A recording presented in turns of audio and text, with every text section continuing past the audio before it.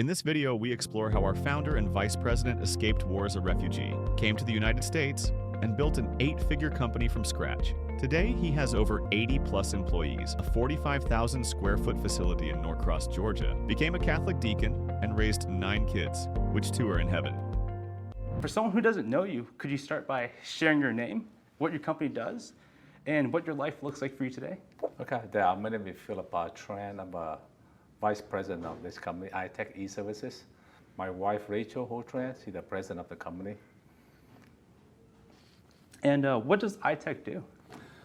What we do in here, we do the printed circuit board assembly, what they call like PCBA and cable assembly, and also box build.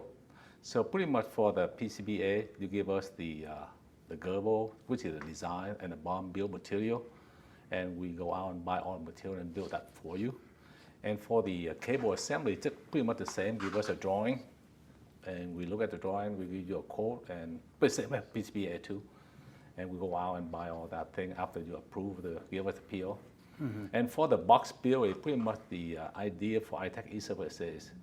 We build from the beginning to the end. What does that mean? You give us your drawing, the gerbil, the bomb, or the drawing for the cable. We build it up, test it, put it in the box, and send to your customer. So we're not even like this. So your customer just know you, that you built this. And we just there to support you. Yeah. So how big is the company now? Right now we locate in Norcross. We have 45,000 square foot facility, and actually right now in the process of remodel the floor, so we should have more assembly space in terms of the ESD floor. And we're growing. Right now we have about 85 employees right now. We have only one shift. We work from Monday to Thursday, 10 hours a day, so people have a Friday, Saturday off. And when you first came to the United States, did you think you would start a company like this? Oh, no. I mean, when I came to the U.S. State, I was a boat people. If you heard anything about boat people, I escaped from Vietnam when I was about 14. A tiny little boat with 128 people, 12 days at sea. Pretty rough. I mean, I didn't think I'd make it. I mean, but for God's grace, I survived. So we came to the Philippines and I stayed in refugee camp for a year and a half. Barely speak any English, and right now probably you can see my accent is not barely speak English at all. So we came here. I never imagined I owned this company at all. I mean, I study just like a normal kid. My parents put something in my head. My father said to me once, and I remember all the time, people like I would say, better person, they probably invest in your head, and the better person. So that's why I tried to go to school, college, graduate as an engineer, electronic engineer. I guess my master in engineer, and work normal for Air Force Base. And one day, a friend of mine, he opened a staffing business, and I said, "Can I see what you're doing?" So he showed me what I'm doing. So I quit my job and opened a business as staffing before I opened the iTech eServices. So iTech staffing, that's what we have. We provide technical. My background is technical, so I find job for people in that field. So I opened 1997. I opened iTech staffing. With pretty much the idea is a lot of Vietnamese people came here, just like refugee boat people, and they don't know how to find a job at that moment in time. I don't like the culture is different. The way they find job is different. Example, when we interview with the supervisor, like Asian people or Vietnamese people in general, they try not look at the interviewer because that's so disrespect. So they look down. But for the interviewer, they say, "Oh, but you have something to hide." So I pretty much show them how to do the interview and present them to the customer. I remember I have a hard time present these Vietnamese people to the customer, and I developed one line. I told my customer, if the people doesn't work out, you don't have to pay me. Why do I say that? Because I feel very strong. I mean, I have a strong belief that these immigrants, legal immigrants, Vietnamese, they came here to find a better life in America, and they work very hard, and that helped us to move up. And the company start high 1, 2, 3, and they had a lot of them, and still many of them still work with us right now since 1997. And still work for the company, not with us, but for the companies. And then I become manager, all that thing. And we opened in 2005, we opened iTech eServices. So to your question, I never imagined this. This is God given to me, it's not me. So when you first started from the beginning and you came here from the United States, where did you first land? I guess when you first came from Vietnam? Yes, I came from Philippines. I landed to Pennsylvania, Allentown, Pennsylvania, which is a steel mill town. I studied until 10th grade, and I moved to Connecticut to finish the high school. And I went to UConn, University of Connecticut, for 4 years as the electronic engineer. When you first came to the United States, were you pretty scared, nervous? Oh, yeah, so like any young kid, 15, pretty scared, far away from your country, far away from your parents, all the people. So it's scary, and I escaped with my sister. So both my sister and my sister get married, so I moved in with her and her husband. So, but it was scary, but in anything we had to try our best to take the advantage of the situation we have. So when you first came here, it was just you and your sister? Yes. And then you guys just grew up on your own? Yes, we grew up in, I remember, it's so embarrassed to say, I took the SAT, I got 800, which is, fill in the blank, you get 800 already. So pretty much I did pretty bad SAT. I did not get accepted to University of Connecticut with a condition. I got accepted to University of Connecticut with one condition. I had to go to summer school because my grade at that time in high school probably 3 point something, which is pretty bad, and 800 for SAT. Nobody accepts you. So, but I went to school and I got into engineer school. Yeah. What made you want to go into engineering compared to something else? That's the only thing that my friend, I studied with my friend, and pretty much I'm pretty good at math at the moment in time. English is pretty bad. I can't go to business or history, but I barely can read anything. Barely took me a long time, or psychology or business. I never thought of business, but I just wanted to do the foundation first, to do something that I can step on it and move on. Which engineer is the way to out. And at that moment in time, engineer with a 4-year degrees, I believe you make the most money with 4-year degree at that time, but not now. So when you went to college, you graduated, what did you do afterwards? I worked for the government, I worked for the Navy. So I'm an electronic engineer, I work for a submarine. I'm not sure you watch the movie Hunt for Red October? I haven't seen it. Yes, that we develop and also operate the sonar ray, which is put in the ocean so it can detect where a submarine is. We differentiate between the fish and the submarine. It's pretty interesting.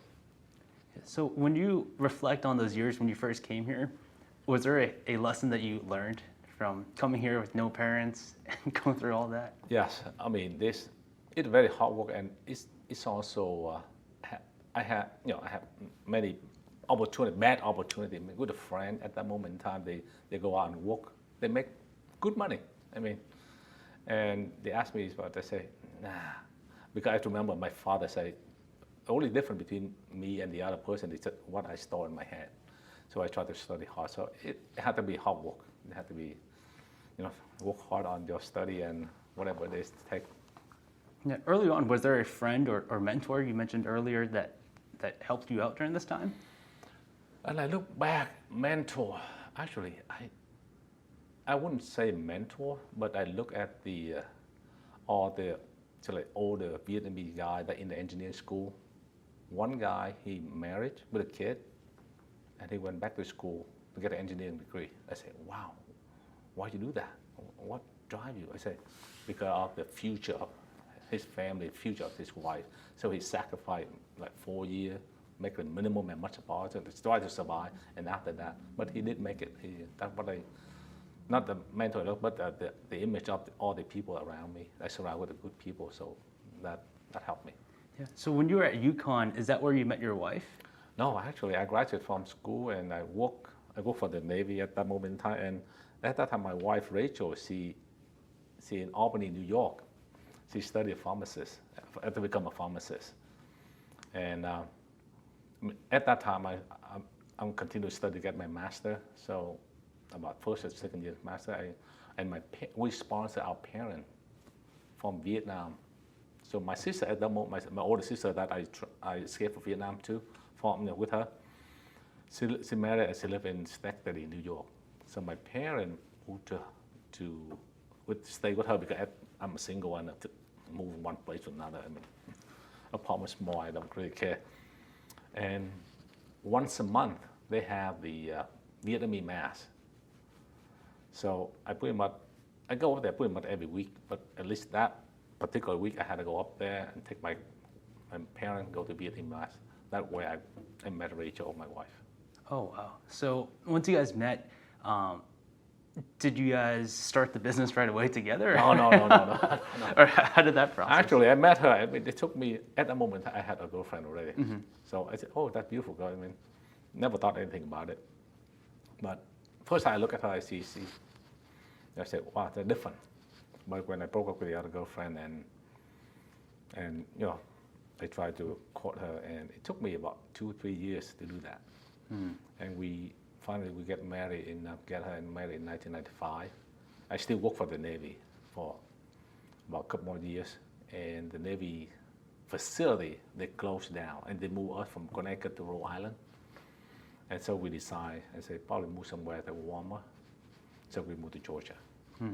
And that 1996, so we stayed with the Air Force Base for about a year and a half. So I opened the business in 1997. And so for that, when you guys first started the business, were you working full time and then you did this on the side, or did you jump? No, right actually, I just quit the job. I say, okay, it's young, about maybe 30 or 40, maybe 40. I'm still young. I said, if I didn't make it, I won't get another job. So, but I prayed. I think before I opened this, staffing business, I pray. I went to Missouri, where the Marion there, they have almost 100,000 Vietnamese there. It mean that'd be great. I prayed to St. Joseph and Virgin Mary there. I said, if you want me to open this business, if I'm success, let me become a good person. What do I mean good? To serve you, God. But if I'm success and become a bad person and lose my soul, don't let me do it. Just let me work at the Air Force Base, and my wife worked as a pharmacist. Very comfortable life. I mean, she make good money, I make good money. Very comfortable life for middle class. So I asked that, and I went there to ask, should I open a business? I didn't hear anything. I mean, I went up and prayed for 3 days, couldn't hear anything. All I asked is, should I do it or should I not do it? Just like the same thing I just told you. On the way home, I drove home from that, and suddenly I hear a voice in my mind, do it. I look at my wife and say, did you say something? No. So I knew that my prayer could answer, so so that happened there.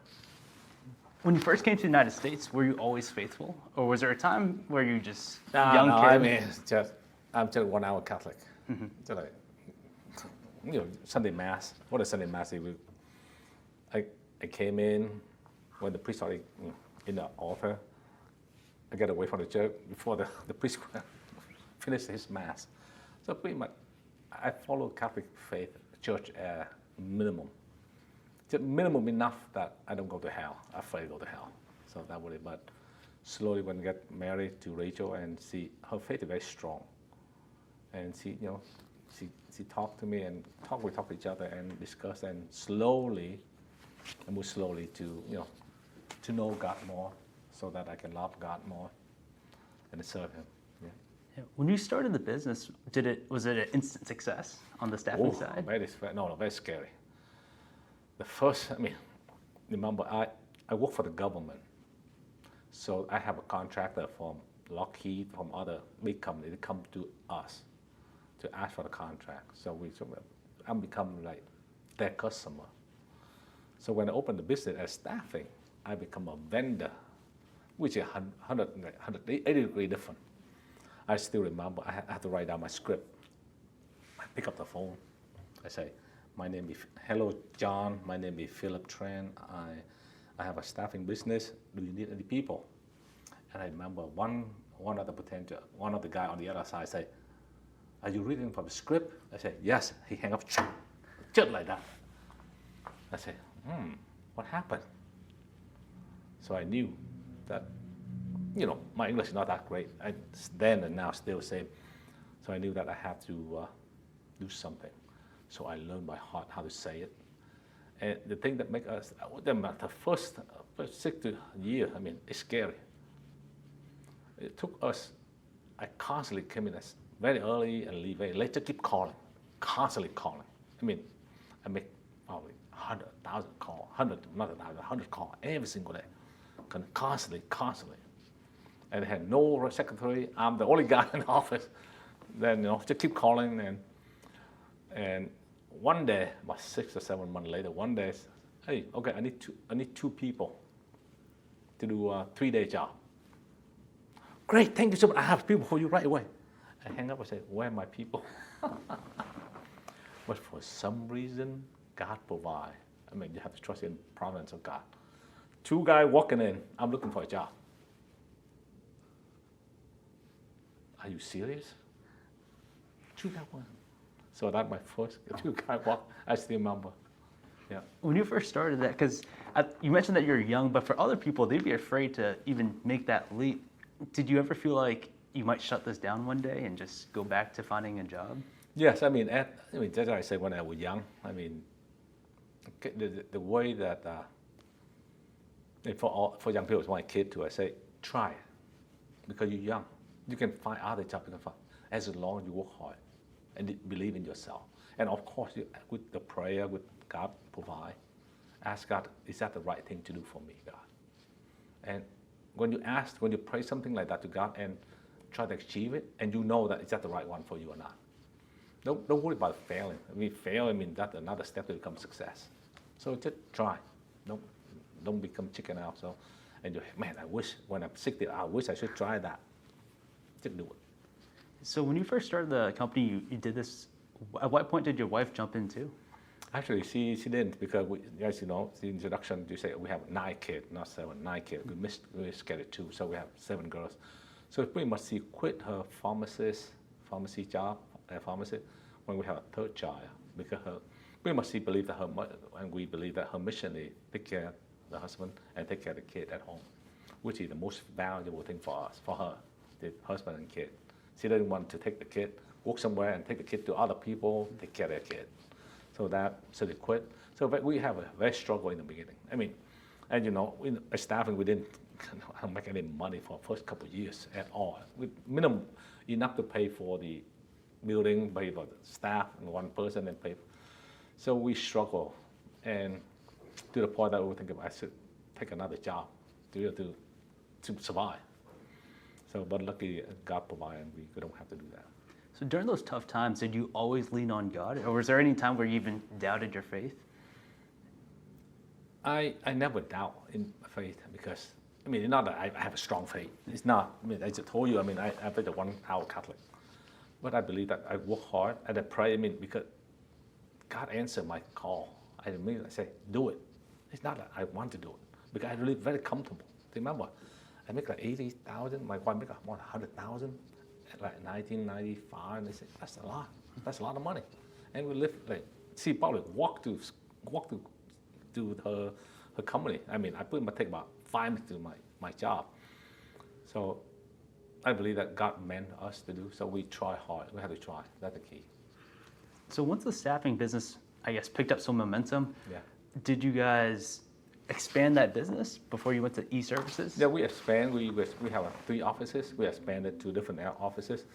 And at the meantime, I say we have to diverge, because I don't know what staffing business now. So in 2005, we opened iTech eServices.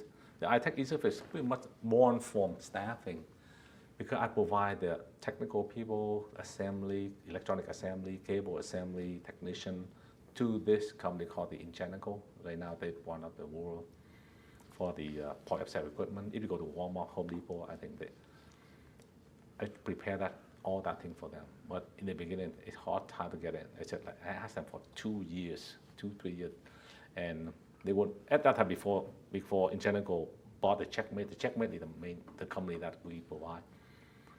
And one day the gentleman said, "Okay, take it home and try it." So we took one basket home. I asked my father to fix it, and we fixed it. One basket at a time, 2 baskets, 3 baskets, and to the point the game is too much. I opened iTech eServices. Yeah, that's born out of that. Would you say your engineering degree helped with that, or? A little bit, but not much. But pretty much determination and try to follow your dream, do it.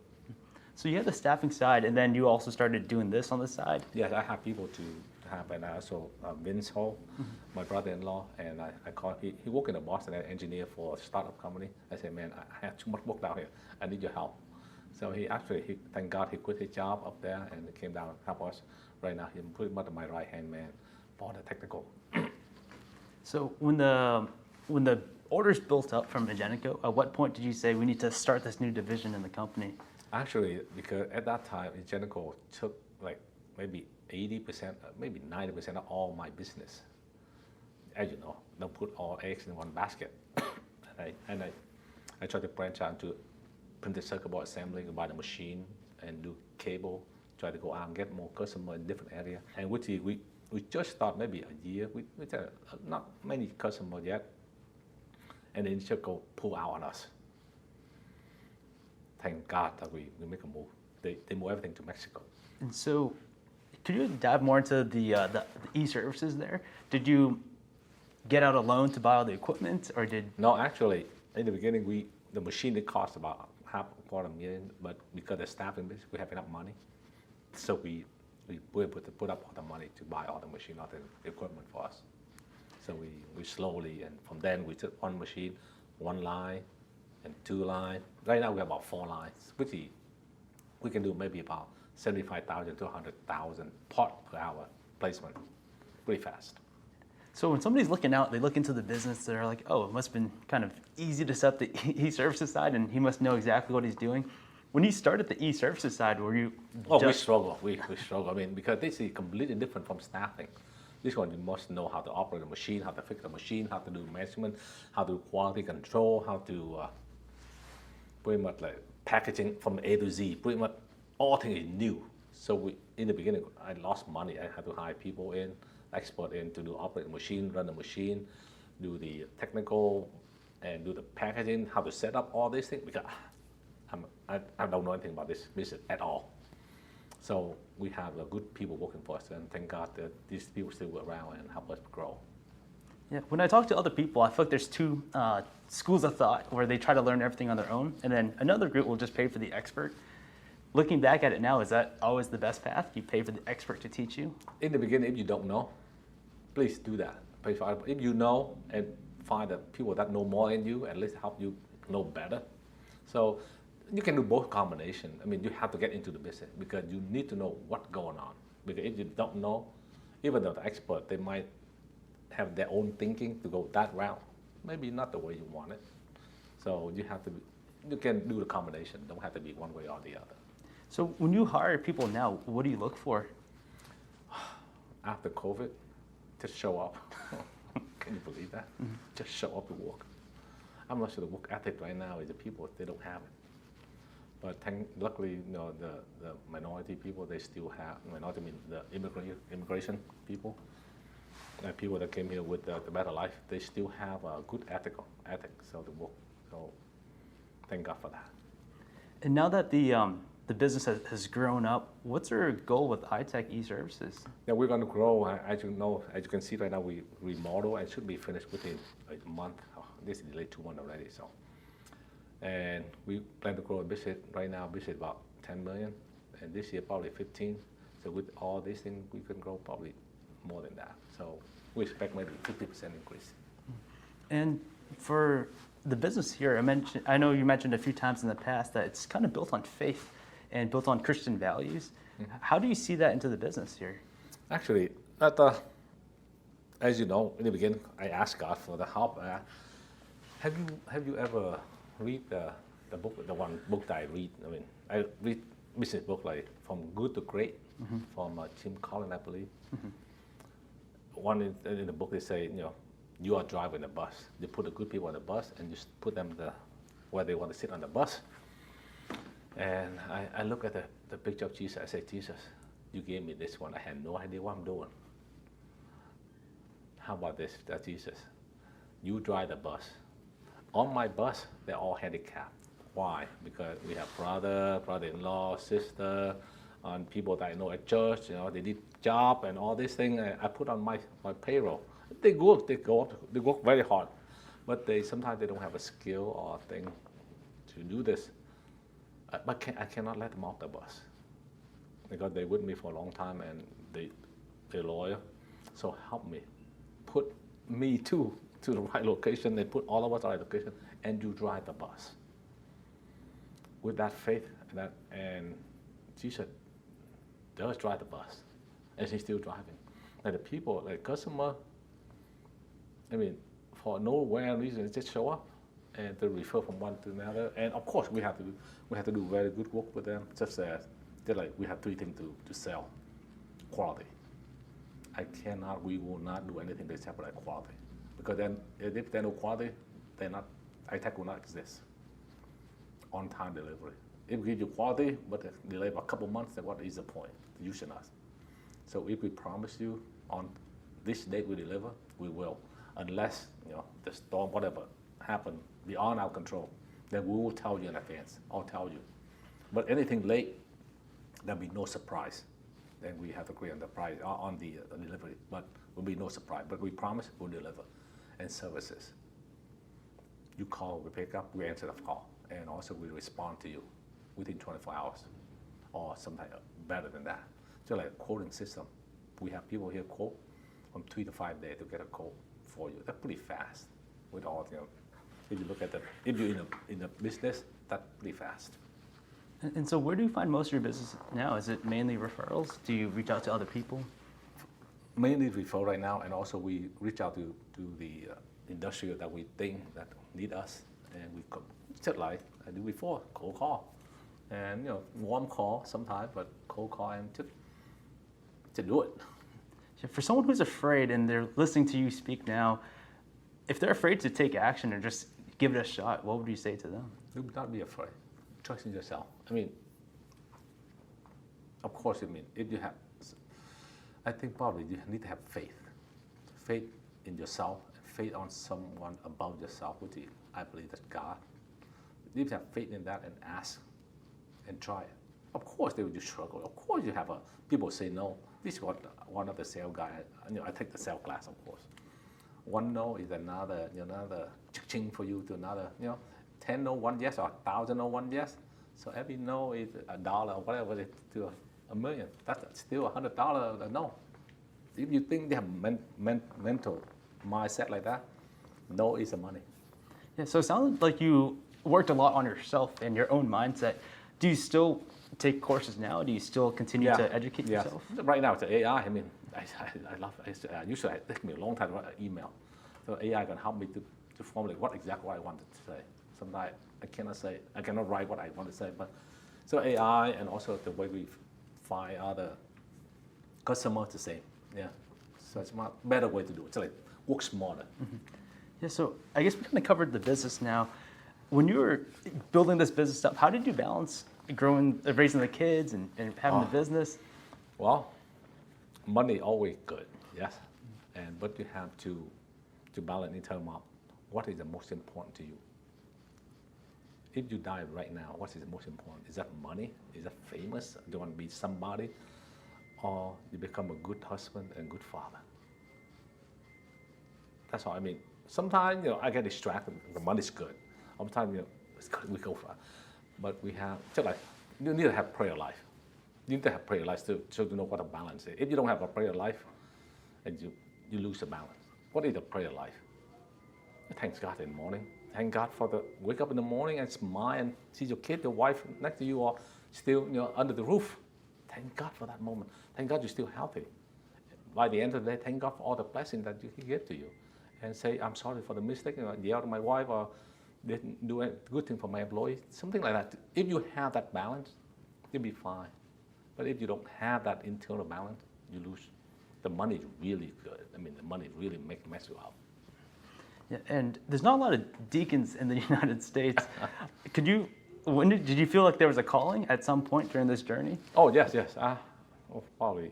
I've been deacon for 1.5 years now. Deacon called probably maybe 15 or 20 years ago when I served the church. I mean, I served just right here, the Holy Vietnamese Martyrs. Before they become a parish, they tell a community. I joined that. So I've been, my wife and I, we teach a natural family planning. Or, 9 kids, it sounds funny, but it makes so much sense. So, and we, sometimes for this, not the business guy, but for the thing, we could teach people how to do natural family planning. And with the deacon, I mean, I thought about it, but never really pursued that until the pastor told me, would you like to become a deacon? So he asked me, so I say no for a long time.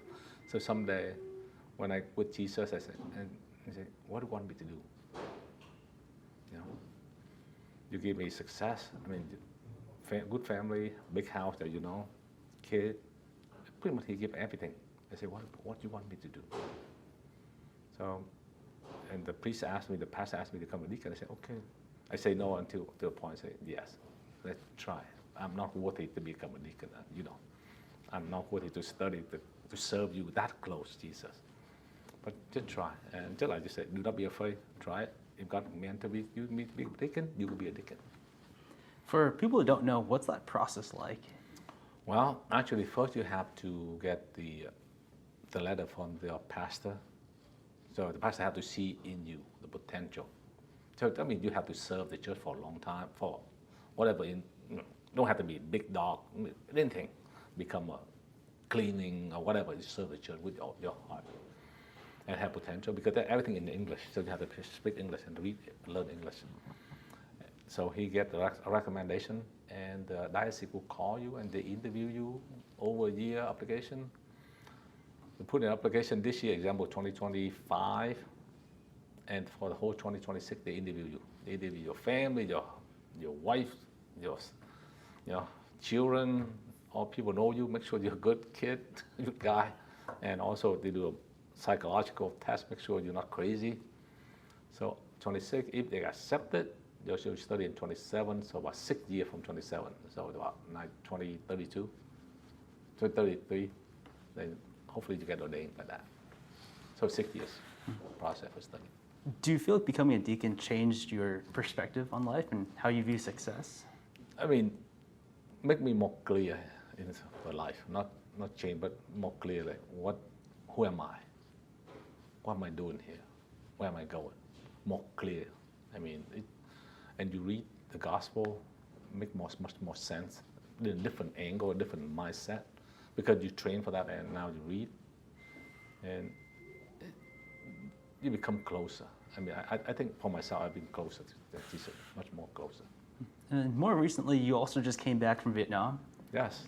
Could you tell us about the missions that you're doing over there? Yes. That mission that every year my wife and I, we have the St. Joseph Lover of Poverty charity, which is 503c, which is non-profit. So if you donate the money, we can be able to give you the tax deductible. So we went to the mountain area, people north of Vietnam, up near the border of Laos or near the border of China. People like the minority people, indigenous, what do you call that? Mm-hmm. Indigenous people. Indigenous people, so pretty poor. So we, from Hanoi, I go up there probably maybe 300 kilometers, which is about 150 miles or so. Well, it took us about 11 hours. We went all the way up there. And this time we were very lucky. Unfortunately, we had they call typhoon. So we went up there, we left at 5 o'clock in the morning, we got there about 3 o'clock in the afternoon. We go there and serve them, give them food, give them rice, because we have a program that give rice, like 20 pound rice per month, 10 pound per month. 10 kilo, not pound, 10 kilo per month, and also the instant noodle or just a bottle of fish sauce per month for the old people that they don't have any relative. So we do that. We have that for them, and the nun in Vietnam help us to distribute all that food for them. So pretty much we go with the nun. We go with that till under the comments, we I'm just observation only. So we went up there with the nuns. The nun really helped us with that. So we distribute the food after that, and we say mass. And one of the guy, the guy who lead us all up there said, we have to leave right now because the typhoon is coming. I said, oh, typhoon, that's good, no problem, I'll stay here. I said, you have to leave right now. So he really pressed us. I said, okay, all right, don't be, okay, that's all right, no, take it easy, take it. Thank God we listened to him.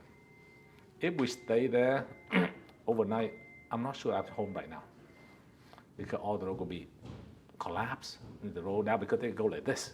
And mudslide. We have 3 SUV.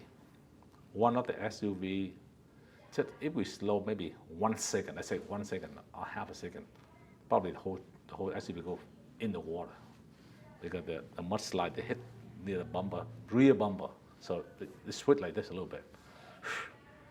I mean, and do you imagine that the typhoon, the rain coming in, mudslide, and the water rise up, and you cannot go forward, you cannot go backward, you're in between. And can you imagine the rain like 2 o'clock to 7, 5 hours, so like heavy rain, heavy. I said, oh my God. So I did a challenge. So but the people survived that. I mean, that pretty much they've been used it, but we not use it. But one thing I noticed that the people up there, they're poor, but for some reason they're happy. I look at their face, I don't see any worry, anything like, just like us here. I see people around here in the U.S. Even though we have a lot of food, but for some reason our face is not happy. Not happy with the way you are, still like very worried. I'm not sure what it is, but not happy. But I feed them, I go for them, but I learn from them to be, don't worry about it. Try what is the best today. They don't worry too much about things, and nothing you can do about it. So pretty challenging, but it's fun. It's fun. I like it. I try many food, many different food that really strange food. Yeah, for somebody listening, I think they probably don't realize how poor it is over there. I mean, if you have opportunity, or if you have a kid, maybe teenager, and they didn't know it all, let them go to mission to Vietnam, or mission to a third world country. If they go out of this country and just say need the people that same age. I mean, I saw the kid. I have a 13 years old right now, the youngest one. You see that kid over there? That kid barely have a sandal. They walk on the mud and barefoot. So I mean, the food is not really, but they're happy. They play no phone or internet or whatever. They're very poor but pretty happy, pretty. And some kids walk like about 5 kilometers, walking on the mud. I mean, it's not fun. In the rain, horrible. So they will learn more value of life, what they have. And for someone who wants to get involved, where could they contact you, or where can they find No, more? they have many missions. They can come with us, but there are many other missions that we do. We go to Vietnam, we pretty much for the mission. But this time, as I mentioned, I want to mention the nun. They help us to distribute all the money, all the food. They are the one, this time, because we cannot go to the village because of rain, typhoon, so we have to stay at the nun convent. When I stay in the convent, because I cannot go anywhere, so they show me around. The way they live is not good. Imagine this room right here. Imagine this room, this about maybe 20 nuns live in this room. They have a single bed, and maybe 1 foot later another bed. So there's no privacy. But these nuns, they're smiling all the time. I don't think I can smile. It's hot and it's humid. Just imagine that. I mean, an old woman. Man, it's tough life. So I try to raise money to build to them a nice accommodation because they are the ones that help us help the poor. Because without them, I cannot help the poor. Because I will not trust any other agency to do this job. Because if you put the money to the government run, maybe 1 cent to go to a dollar, probably 1 cent, a few cents go to the poor. Now this one, I know 100% go to the poor. They don't keep anything, even though they're pretty bad too. Yeah, no, that's amazing. Oh, and I know. Thank you for donation. I saw you sent a donation for the. No, it wasn't too much. When you look at everything that you built today, I guess now you're doing this and you have this business, you have a very happy family. What are you most proud of? Well, I'm proud. I still have faith in God. I mean, one thing that when people success, and you know that I made it. I made it. When you say that, you lost it. I didn't make anything. God gave it to me. I'm just a steward. And pretty much proud that I surround with good people, good Catholic people, because in life you fail, you fall, but if you fall and have people around you pick you up, then I'm proud, and also proud of the family, children, the big family that we have, and you and all the people around us. As long as we gather the community, support each other, I'm pretty proud of that.